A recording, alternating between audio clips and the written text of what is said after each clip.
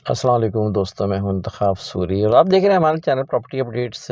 आज मैं दोस्तों ज़मीन की तक़सीम के बारे में, डिवाइड करने के हवाले से बड़ी अहम गुफ्तगू करूंगा, और वो भी ख़ास तौर पे बड़ी ज़मीनों के हवाले से, सर्वे ज़मीनों के हवाले से, ज़रई ज़मीनों के हवाले से। उसके हवाले से मैं उसके तक़सीम के बारे में मालूमात आपको दूंगा। दोस्तों, आपसे गुजारिश करता हूँ कि आपने अभी तक अगर चैनल को सब्सक्राइब नहीं किया तो चैनल को सब्सक्राइब करें, बेल आइकॉन का बटन दबाएं, ताकि इस तरह की मालूमात आपको अपडेट्स मिलती रहा करें। दोस्तों, तो मैं आपको ये बता रहा था कि हम जब बात करते हैं और सर्वे ज़मीनों के हवाले से ख़ास तौर पे हम देखते हैं कि क्योंकि सर्वे ज़मीनों पे मेरी काफ़ी वीडियोस मौजूद है और सर्वे ज़मीन के हवाले से हमने काफ़ी कॉन्सेप्ट दिया है। अब जब सर्वे ज़मीन जब कोई लेता है, तो यकीनन बाद दफ़ा ऐसा होता है कि कई पार्टीज़ उसके अंदर मौजूद होती हैं।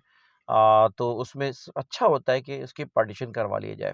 मिसाल के तौर पे आपने अगर कोई ज़मीन अगर 50 एकड़ ज़मीन है और आपने उसमें से जो है 20 एकड़ ज़मीन लेनी है, तो 20 एकड़ ज़मीन लेने के बाद आप उसको उसकी पार्टीशन करवा लें, उसको अलग करवा लें खाता।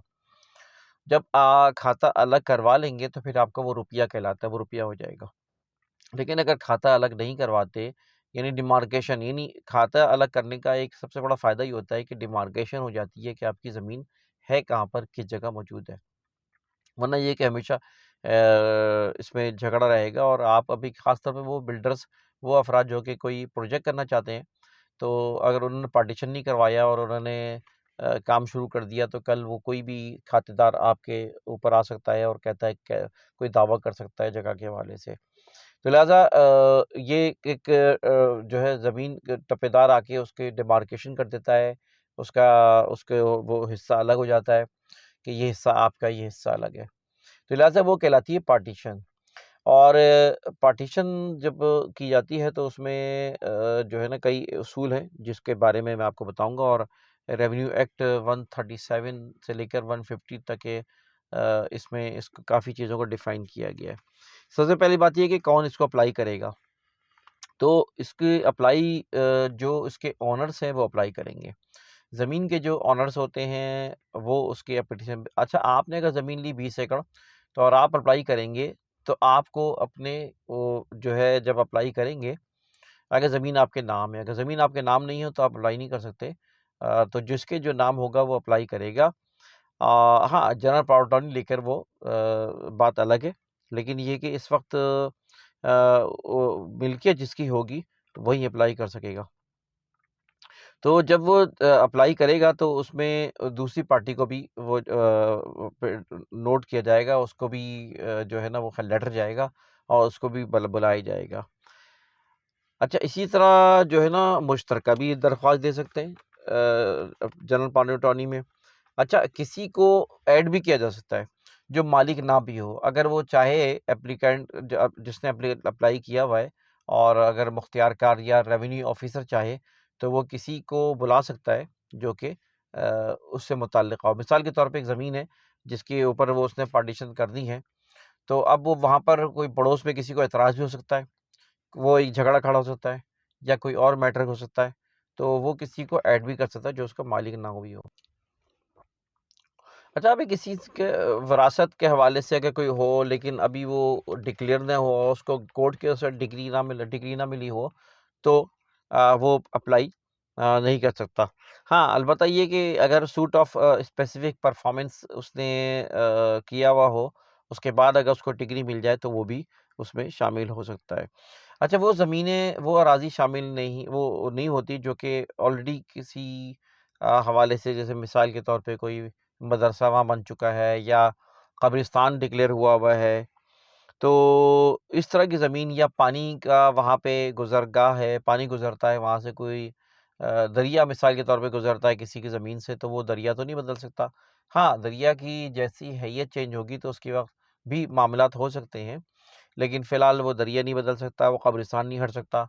तो वो जो है ना उसके अंदर नहीं आएगा डिवाइड करने के मामले में। तो लिहाज़ा जब आप अप्लाई करेंगे तो उसके ऊपर जो है वो बाकायदा रेवेन्यू जो ऑफ़िसर है वो उस पे काम करेगा। अच्छा, शहरी ज़मीन केडीए के अंडर में, यहाँ की ज़मीनें मामला अलग है, मामलात उसके वो उसकी एक लिमिटेशंस है, इतना साइज़ होगा तो वो पार्टीशन होगा। पहले यहाँ पे 300-300 गज़ के भी पार्टीशन होती थी, 600 गज़ का अगर कोई मकान है तो उसकी पार्टीशन हो गई, लेकिन अभी फ़िलहाल वो बंद है। लेकिन यहाँ की अगर देखा जाए तो इसमें इस वक़्त जो है ना कम से कम 40 गज़ यानी पार्टीशन तो नहीं होता उससे कम का, लेकिन ये कि अगर किसी की ज़मीन यानी किसी कोई मकान आप खरीदें, आप लोग 3 पार्टनर हों और 120 गज़ का मकान बिल बिल बिल मिसाल के तौर पे 3 अफ़राद अगर ख़रीदना चाहें, तो वो उनके अपने नाम रजिस्ट्री हो सकती है उसकी।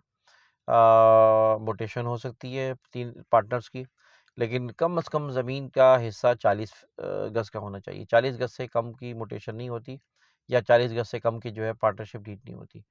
तो 40 गज़ से ऊपर की जो है ना पार्टनरशिप हो सकती है और पार्टनरशिप जो है वो रजिस्टर्ड करवाई जा सकती है कि ये जो है हम इतने पार्टनर जगह के मौजूद हैं इसमें।